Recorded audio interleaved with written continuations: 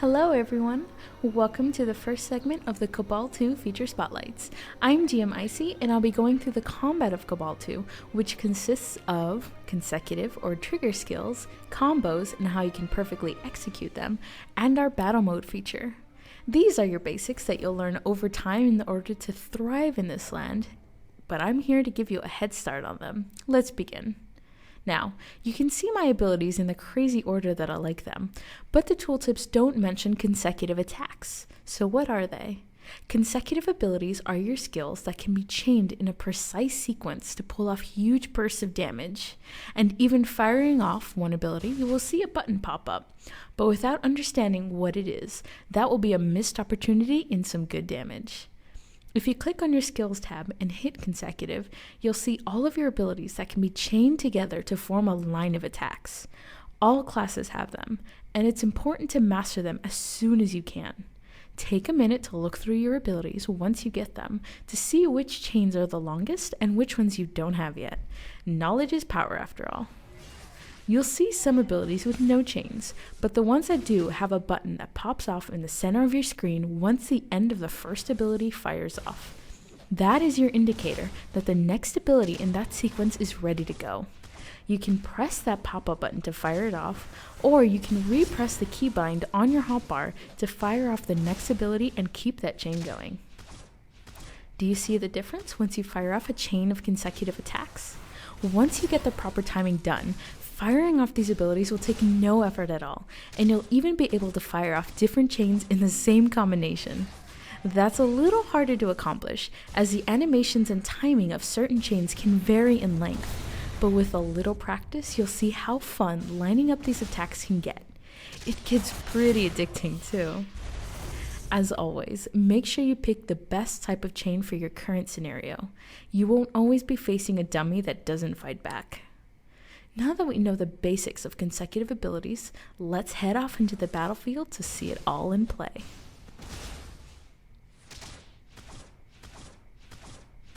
Now let's see how the Force Blader handles his consecutive attacks. A melee class, Force Bladers also have some range attacks that place him in a unique DPS pedestal, but the basic principle is still the same. His dash, a self-CC ability, chains into another ability that requires even more timing and is unforgiving if you hesitate to press the next sequence. What makes the Force Blader unique is his mixture of both force and sword attacks, so seeing 4 possible chains pop off can be a little overwhelming at first, but it is entirely possible to master. Knowing which chains are best for the situation is your best possible chance at avoiding confusion. Some of these abilities are buffs, some range, some melee, and it's up to you to decide which abilities would go best in your current situation. Using your melee abilities while a larger enemy is attacking you would be the best chance here, as there is no cast time to worry about, making it easier to focus on your damage while some huge bug is just wailing on you. Eventually, you won't even give it a second thought and your enemies will fall. You can use your buff after a battle if you intend to start another one immediately, and especially keep track of that health bar. What makes the Force Blader special is his activated ability that gives you 2 different abilities that can only be fired off in that mode. This consecutive skill is a mixture of melee and range and is the only chain that combines this unique aspect. You can use other abilities and chains while in this mode, but taking advantage of that one special chain is far more important. And now we're here to talk about combos within Cabal II. Combos, while consecutive attacks are a huge role in them, are not the same as trigger skills, and are merely the act of perfect timing. You definitely need some consecutive abilities to really master combos, but you can technically just fire off your basic ability over and over and still achieve a high combo. But we're not here to learn some cheesy tactics, we want to learn how to master combos in order to devastate our opponents.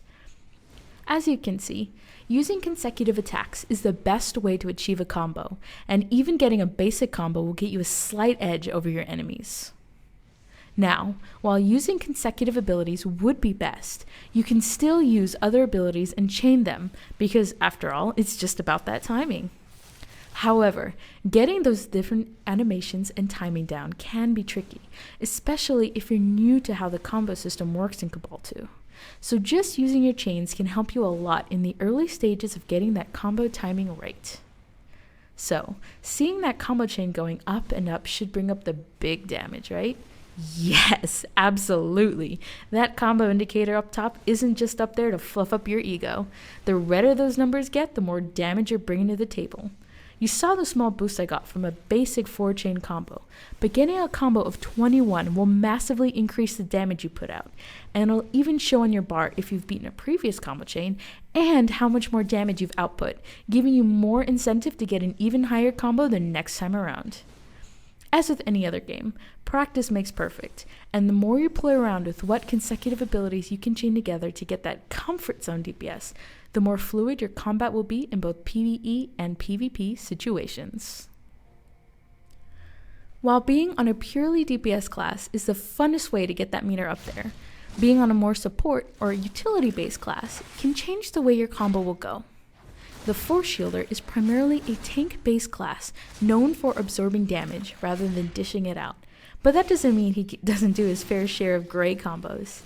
A Force Shielder has some great damage options, but some of his abilities, no matter how well timed, will interrupt a combo in favor of a more defensive trait. You as a player must decide whether or not keeping up great damage combo is the way to go, or if using a defensive skill is necessary in order to keep yourself or your allies protected. As you can see, using a heal ability that will keep your shielder up will get rid of any combo you were starting to get, but will keep you up longer in a fight if necessary. Self-CC abilities, if used in the middle of a fight rather than the beginning of one, like grabbing a giant bug towards you, will interrupt a damage combo, as well as any self or party buffs that you use throughout a fight. Essentially, it's all about that damage, but remember that surviving a fight is better than attempting to get a record high score on that combo meter and dying in the process, a lesson I unfortunately learned the hard way.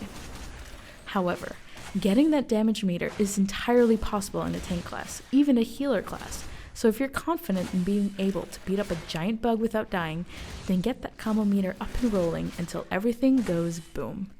And then there's loot for everyone. For melee DPS classes, that combo meter is slightly easier to keep up, as casting times are basically non-existent. But it's still not a cakewalk.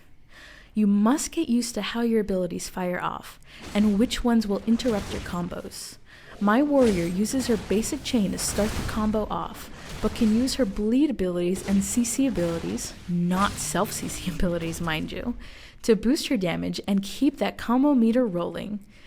Melee classes have the advantage of easier combo chains at the cost of some damage, but you'd never notice it as my warrior tears through these giant bugs as if they weren't that giant at all. However, timing is still important, and one tiny mistake can cost you a DPS loss.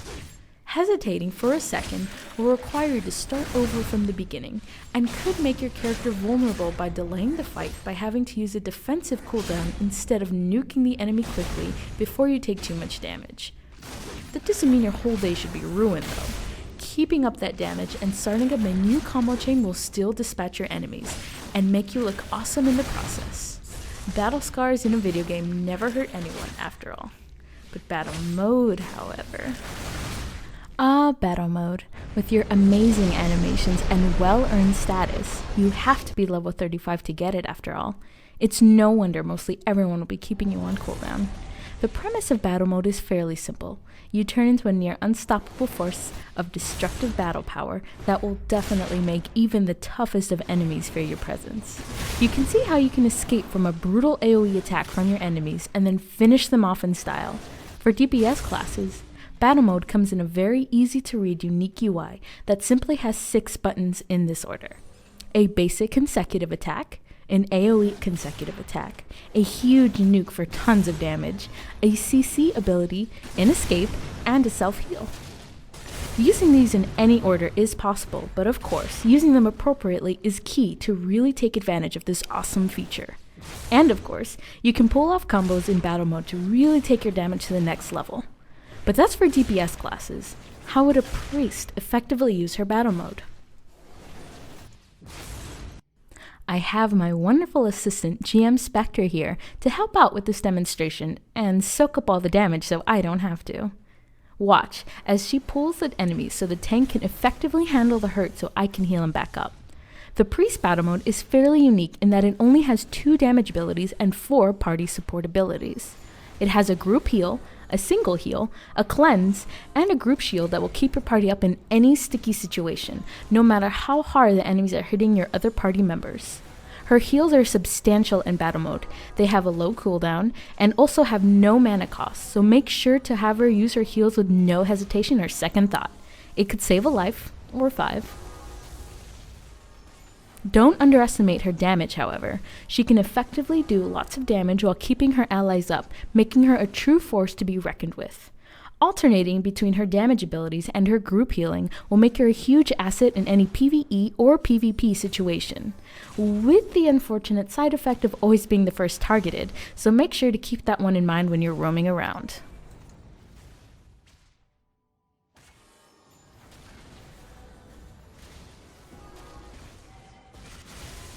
Now, the question is, what to do with all of this newfound knowledge? You go out and you conquer. Using a combination of any of these basic combo tactics will make sure your character stands out in the battleground, where you'll conquer dungeons, the open world, our PvP battlefields, and will have you mastering this strange new world with your friends in no time at all. Always keep in mind that you'll never master anything immediately, and that all of these techniques will take some time to get used to, but they will be well worth the effort. This has been GM Icy, and thank you all for watching our very first segment. Stay tuned for our next Cabal II feature spotlight, where I'll walk you through the abysmals and how to survive in them. Bye everyone!